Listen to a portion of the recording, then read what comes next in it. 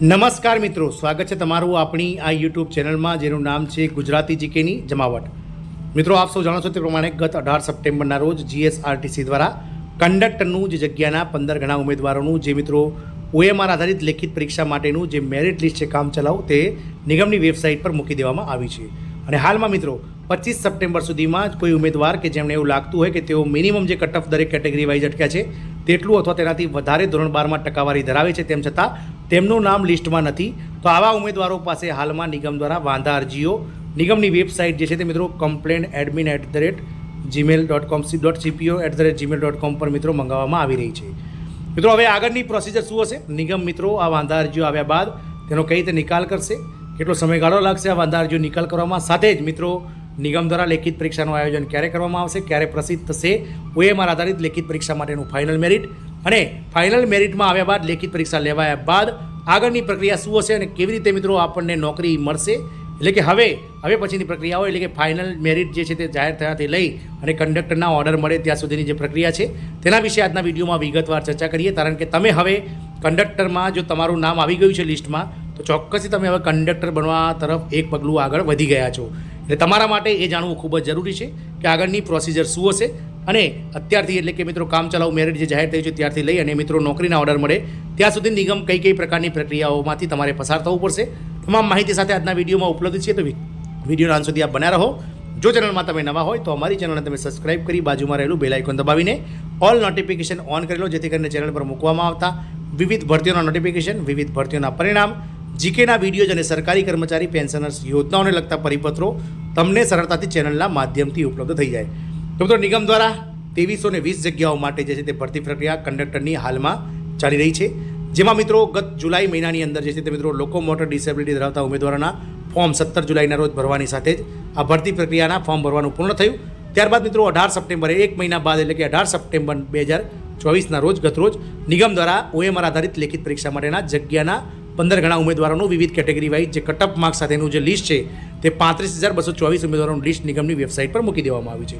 હવે નિગમ દ્વારા જે છે તે કોઈ ઉમેદવારો આપણે અગાઉ વાત કરી તે પ્રમાણે તેમનું નામ ધોરણ 12ની ટકાવારી તેઓ જે કટ ઓફ મેરિટ છે અથવા તેનાથી વધુ મેરિટ ધરાવે છે તેવું લાગી રહ્યું હોય તેવા ઉમેદવારો પાસે વાંધા અરજીઓ મંગાવી રહી છે. વાંધા અરજીઓ મંગાવવાનો જે સમયગાળો છે તે મિત્રો 25 સપ્ટેમ્બર 2024 સુધીનો છે, એટલે કે આગામી 25 સપ્ટેમ્બર સુધીમાં તમે જે વેબસાઇટ છે મિત્રો, જે કહી શકાય કે ઈમેલ આઈડી છે તે ઈમેલ આઈડી પર મિત્રો તમે વાંધા અરજી મોકલી શકો છો, જેમાં complainadmin.cpo@gmail.com પર થઈ અને તમારે આ વાંધા અરજીઓ જરૂરી પુરાવા સાથે તમારે મોકલવાના છે. તેમાં મિત્રો એક અરજી લખવાની છે.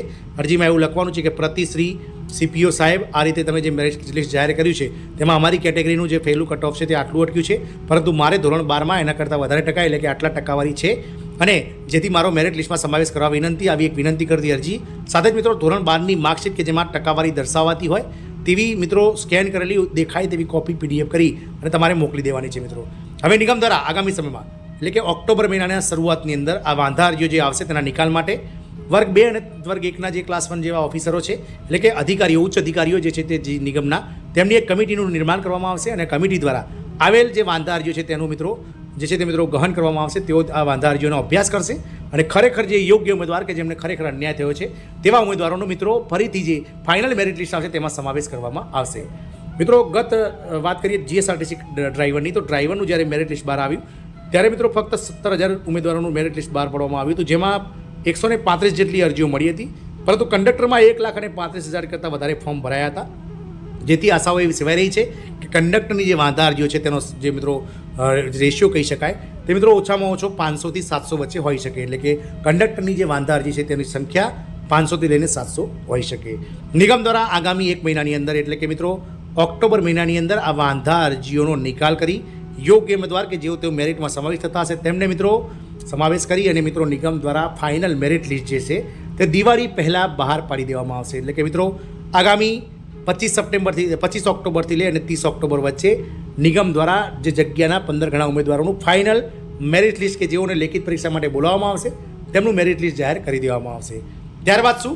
તો ત્યારબાદ મિત્રો જે આપણે લેખિત પરીક્ષાની વાત કરીએ તો નિગમ દ્વારા ડિસેમ્બર મહિનાના શરૂઆતમાં લેખિત પરીક્ષાનું આયોજન કરવામાં આવશે, કારણ કે નવેમ્બર મહિનાની અંદર એટલે કે દિવાળી બાદ નિગમ દ્વારા 15 દિવસનો જે સમયગાળો છે તે જનરલ કેટેગરીના ઉમેદવારો માટે આપવામાં આવશે, કારણ કે જનરલ કેટેગરીના ઉમેદવારો માટે જે છે તે મિત્રો 250 રૂપિયા પોસ્ટમાં ચલણ ભરવાનું છે લેખિત પરીક્ષામાં હાજર થવા માટે, અને આ ચલણ લઈ અને તમારે જે તે સમયે પરીક્ષા આપવા જાઓ ત્યારે હાજર સુપરવાઇઝરને બતાવવાનું છે. એટલે કે જનરલ કેટેગરીના ઉમેદવારો ખાસ આ વસ્તુ સાંભળી લે કે તેમણે જ્યારે પણ નિગમ દ્વારા વેબસાઇટ પર મૂકવામાં આવશે ચલણ ભરવાની વિગતો, ત્યારે પોસ્ટ ઓફિસમાં જઈ અને 250 રૂપિયા પ્લસ પોસ્ટલ ચાર્જનું ચલણ ભરી અને તમારી પાસે ચલણની કોપી લઈ અને તમારે જે તે સમયે લેખિત પરીક્ષામાં હાજર સુપરવાઇઝરને સબમિટ કરવાનું રહેશે અને એક કોપી તમારે સાંભળી રાખવામાં આવશે.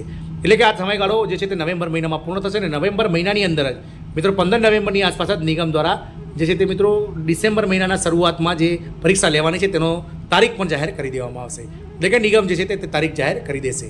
હવે જાહેર કરી દીધા બાદ લેખિત પરીક્ષામાં જે ઉમેદવારો હાજર થશે તેવા ઉમેદવારોને મિત્રો પરીક્ષા આપવા મળશે. ત્યારબાદ નિગમ દ્વારા જે લેખિત પરીક્ષામાં ઉચ્ચ મેરિટ ધરાવતા હશે, એટલે કે લેખિત પરીક્ષા પરથી જ મિત્રો જે માર્ક્સ આવશે તેના પરથી જ આપણને નોકરી મળવાની છે. એટલે કે નિગમ દ્વારા આગામી સમયમાં જગ્યાના 2 ગણા ઉમેદવારોને જે છે તે મિત્રો ડોક્યુમેન્ટ વેરિફિકેશન માટે બોલાવવામાં આવશે. તો 2320 ગણા જે ઉમેદવારો છે તેના 2 ગણા ગણીએ તો મિત્રો આપણે જે પ્રમાણે આગળ વાત કરી તે પ્રમાણે કુલ 3500 જેટલા ઉમેદવારોને મિત્રો જે છે તે ડોક્યુમેન્ટ વેરિફિકેશન માટે નિગમ દ્વારા લેખિત પરીક્ષા પૂર્ણ થયાના બાદ 2 મહિના બાદ એટલે કે ફેબ્રુઆરી મહિના સુધીમાં બોલાવવામાં આવી શકે છે. કારણ કે આપ સૌ જાણો છો તે પ્રમાણે જે OMR આધારિત જે પદ્ધતિ છે તેમાં મિત્રો OMR ચેક કરી મેરિટ લિસ્ટ તૈયાર કરવું, આ તમામ સમમાં ઓછામાં ઓછો 1.5 થી 2 મહિનાનો સમયગાળો નિગમ લઈ શકે છે. એટલે કે નિગમ દ્વારા ડિસેમ્બર મહિનાના શરૂઆતમાં આજે છે તે પરીક્ષા લેખિત પરીક્ષા લેવા છે અને ફેબ્રુઆરી મહિનાની 15 તારીખ પછી ગમે ત્યારે ડોક્યુમેન્ટ વેરિફિકેશન માટે નિગમ દ્વારા જગ્યાના 2 ગણા ઉમેદવાર એટલે કે લગભગ 3500 ઉમેદવારોને સેન્ટ્રલ વર્કશોપ યાર્ડ નરોડા ખાતે બોલાવવામાં આવશે. દસ્તાવેજ ચકાસણીમાં જે તે ઉમેદવારોને ડોક્યુમેન્ટ ઓકે છે તેવા તમામ ઉમેદવારોને જે છે તે મિત્રો ત્યારબાદ મેરિટ વાઇઝ ડિવિઝન સિલેક્શન માટે અમદાવાદમાં સેન્ટ્રલ વર્કશોપ યાર્ડ નરોડા ખાતે ફરીથી બોલાવવામાં આવશે. પહેલાં ડોક્યુમેન્ટ વેરિફિકેશન માટે બોલાવવામાં આવશે, ત્યારબાદ મિત્રો જે છે તે ફરીથી આપણને ડિવિઝન સિલેક્શન માટે પણ બોલાવવામાં આવશે. મિત્રો આપ સૌને જણાવી દઈએ કે જે જગ્યાના 15 ગણા ઉમેદવાર ગત વર્ષની વાત કરીએ તો ગત વર્ષની ભરતીમાં જે છે તે મિત્રો પહેલાં તમામ ડિવિઝન ખાતે જે છે તે મિત્રો નજીકના જે જિલ્લાઓના ઉમેદવાર ડિવિઝનમાં સમાવેશ થતો હોય તેમને ડિવિઝન ખાતે મિત્રો ડોક્યુમેન્ટ વેરિફિકેશન કરવામાં આવ્યા હતા. પરંતુ તેમાં વિસંગતાઓ ઊભી થતા, કારણ કે હાઇટ હતી, આ વખતે હાઇટનો મસલો નથી પરંતુ ત્યારે હાઇટ ચેક કરવામાં આવતી હતી. ઘણા ઉમેદવારોને હાઇટ બાબતમાં મિત્રો જે છે તે મિત્રો વાંધો અરજીઓ કરતા ફરીથી મિત્રો સેન્ટ્રલ વર્કશોપ યાર્ડ ખાતે ફરીથી મિત્રો ડોક્યુમેન્ટ વેરિફિકેશન કરવામાં આવ્યું હતું. એટલે કે ગત વર્ષની ભરતીમાં જે લોકો લાગ્યા હશે તેમને તમે પૂછી શકો છો કે તેમણે 2 વાર ડોક્યુમેન્ટ વેરિફિકેશન કરવામાં આવ્યા હતા. પરંતુ આ વખતે નિગમ આવી ભૂલ નહીં કરે અને ફક્ત સેન્ટ્રલ વર્કશોપ યાર્ડ નરોડા ખાતે જગ્યાના 2 ગણા ઉમેદવારોને દસ્તાવેજ ચકાસણી માટે બોલાવવામાં આવશે.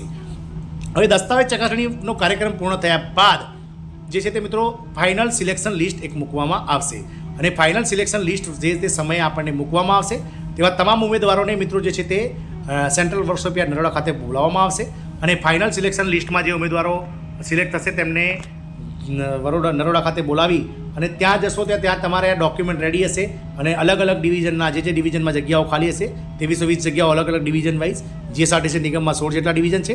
તો ત્યાં તમારું ટેબલ જે તે ડિવિઝનનું હશે ત્યાં ટેબલ ઉપર તમારે જવાનું છે. તમે ડિસ્પ્લે પર ત્યાં જશો ત્યારે ડિસ્પ્લેમાં ખાલી જગ્યાઓ કેટેગરી વાઇઝ અને વિવિધ ડિવિઝન વાઇઝ બતાવશે. તમે જે તે કેટેગરી વાઇઝ જે તે જિલ્લામાં જે તે ડિવિઝનમાં જવા માંગતા હોય ત્યાં તમને જે ટેબલ પર તમારે હાજર થવાનું હોય છે ને ત્યાં જઈ અને તમારે તમારા ડોક્યુમેન્ટ આપવાના હોય છે. ત્યાંથી તમને પોલીસ વેરિફિકેશન માટેનું એક ફોર્મેટ સાથે જ જે તે ડિવિઝનમાં તમે હાજર છો ત્યાંના સિવિલ સર્જનનું તમે મેડિકલી ફિટ છો તેવું એક સર્ટિફિકેટ લેવા માટેનું એક ફોર્મેટ વગેરે જેવા જે ઓર્ડર છે તે તમને ટેબલ પર જ આપી દેવામાં આવે છે. ત્યાંથી તમારા ડિવિઝનનો ઓર્ડર લઈ પોલીસ વેરિફિકેશન માટેનું ફોર્મેટ અને ડિવિઝનને લગતા સરકારી હોસ્પિટલ અને મેડિકલ સેટમેન્ટ માટેનું ફોર્મેટ આપવામાં આવે છે. ઓર્ડર મળે તાત્કાલિક આપણે EWS અને SC કેટેગરીના ઉમેદવારોને ડિવિઝન ખાતે હાજર થવાનું છે. પોલીસ વેરિફિકેશન તમારે તમારા નજીકના પોલીસ સ્ટેશનમાં જઈને કરવાનું છે. જ્યારે ડિવિઝનનું જે મેડિકલ સર્ટિફિકેટ ચેકઅપ છે તે તમારા ડિવિઝન ખાતે સિવિલ હોસ્પિટલ અથવા તો જનરલ હોસ્પિટલમાં જઈ અને કરાવવાનું છે. મિત્રો ઓર્ડર મળી જાય તરત જ મિત્રો SC અને EWS ઉમેદવારોને EWS જનરલ અને SC ઉમેદવારોને તરત હાજર કરી દેવામાં આવે છે. જ્યારે OBC અને ST કેટેગરીના ઉમેદવારોને જાતિ પ્રમાણપત્ર ખરાઈ કરવાનો સમયગાળો લેતા તેઓને મિત્રો હાજર કરવામાં 1 થી 1.5 મહિનાનો સમયગાળો લાગી શકે છે. ડિવિઝન ફાળવણીના ઓર્ડર પછી પોલીસ વેરિફિકેશન માટેનું એક પ્રમાણપત્ર પણ આપવામાં આવે છે. આપણે અગાઉ વાત કરી તે પ્રમાણે તમારે પોલીસનું તમારા પર કોઈ પણ જાતનો ગુનો નથી તેવું તમારે એક નો ઓબ્જેક્શન સર્ટિફિકેટ લઈ લેવાનું છે. પોલીસ વેરિફિકેશન સર્ટિફિકેટ અને સિવિલ સર્જનનું મેડિકલ સર્ટિ લઈ ડિવિઝન ખાતે તમારે હાજર થઈ જવાનું હોય છે. ડિવિઝનમાંથી આપવામાં આવેલ સમય અને તારીખે તમારે હાજર રહી અને ટ્રેનિંગ મેળવવાની હોય છે. ટ્રેનિંગ દરમિયાન તમને મિત્રો જે તે ડિવિઝન ખાતે કંડક્ટરની ફરજો, નોકરી પર શું કરવું જોઈએ, ETM મશીન જે કંડક્ટરની ખાસ મિત્રો જીવાદોરી છે તે ETM મશીન કઈ રીતે ઓપરેટ કરવું આ બધું ત્યાં શીખવાડવામાં આવશે. ત્યારબાદ ટ્રેનિંગ પૂર્ણ થયા બાદ તમને જે તે ડિવિઝનથી ડેપો ફાળવવામાં આવશે. તમે જ્યારે મિત્રો નરોડા સેન્ટ્રલ વર્કશોપ યાર્ડ ખાતે જશો ત્યારે જે તે ડિવિઝનના ડેપો હશે તેનો ક્રમ તમારે નક્કી કરવામાં આવતો હશે. પરંતુ તમે જે ક્રમ નક્કી કરશો તે ક્રમમાંથી તમારો મેરિટ પ્રમાણે જો અગાઉના ઉમેદવારે તમે જે ડેપો માગી હોય પહેલી તે કોઈએ લઈ લીધેલી હોય અથવા ત્યાં જગ્યાઓ ફૂલ થયેલ હોય તો મિત્રો તમારા બીજા નંબરનું એમ કહીને તમારે 10 થી 12 ડેપો છે તેને ક્રમ આપવાનો હોય છે અને એ ડેપો પ્રમાણે જે તે મેરિટમાં તમારું જે ડેપો સામે નામ આવતું હોય તે પ્રમાણે તમને ત્યાંથી ડેપો ફાળવવામાં આવશે. ડેપો ફાળવણીના ઓર્ડર લઈને તમારે ડેપો ખાતે તાત્કાલિક હાજર થવાનું હોય છે અને ડેપો મેનેજરની સૂચના અનુસાર નોકરી પર ચડવાનું હોય છે. શરૂઆતમાં તમે જેવા હાજર થશો ત્યાં પણ તમારે ડોક્યુમેન્ટ વેરિફિકેશન બધું કરાવી અને તમને તે જ દિવસે મિત્રો જ્યાં ડેપોમાં હાજર થશો ત્યાં જ તમને સીધા જૂના કંડક્ટર પાસે જે છે તે નોકરીમાં મોકલી દેવામાં આવશે. તમારે મેક્સિમમ 2 થી 3 દિવસ તમને જૂના કંડક્ટર સાથે મોકલવામાં આવશે. રૂટ કઈ રીતે સિલેક્ટ કરવો, કયા રૂટમાં આપણી બસો જાય છે, કયા ગામ આવે છે, કેટલી ટિકિટ હોય છે, કઈ રીતે કંડક્ટરને ચાલુ બસમાં મિત્રો ટિકિટોની ફાળવણી કરવી, કઈ રીતે મિત્રો કેશ કલેક્ટ કરવી, આ તમામ જે છે તે કંડક્ટર પાસેથી આપણે 1-2 દિવસમાં ઝડપથી ગહન કરવું પડશે. કારણ કે ત્યારબાદ તમને નિગમ કોઈ પણ જાતની ટ્રેનિંગ આપવાની નથી. આમ મિત્રો 2 દિવસની નોકરી પૂર્ણ થયા બાદ તમને જે છે ટ્રેનિંગ પૂર્ણ થયા બાદ તમને સ્વતંત્ર ટીપ જે તે અનુભવી ડ્રાઈવર સાથે મૂકી દેવામાં આવે છે. આમ મિત્રો આ થઈ વાત મહત્ત્વની કે તમે જો કંડક્ટર બનવા જઈ રહ્યા છો તો તમારે કઈ પ્રોસિજરમાંથી આગળ પસાર થવું પડશે તેના વિશે આજના વિડીયોમાં આપણે ચર્ચા કરી છે. આશા રાખીશું કે તમને ચોક્કસથી આ વિડીયો ગમશે તો તમે તમારા જેટલા કલીગ મિત્રો તૈયારી કરી રહ્યા છે કંડક્ટરની ભરતીમાં કે જેઓ આ ભરતીના મેરિટ લિસ્ટમાં છે અથવા તો આગળની ભરતીમાં જેઓ હજુ તૈયારી કરશે તેમના માટે તેમના સાથે શેર કરશો તેવી આશા. જય હિન્દ, અસ્તુ.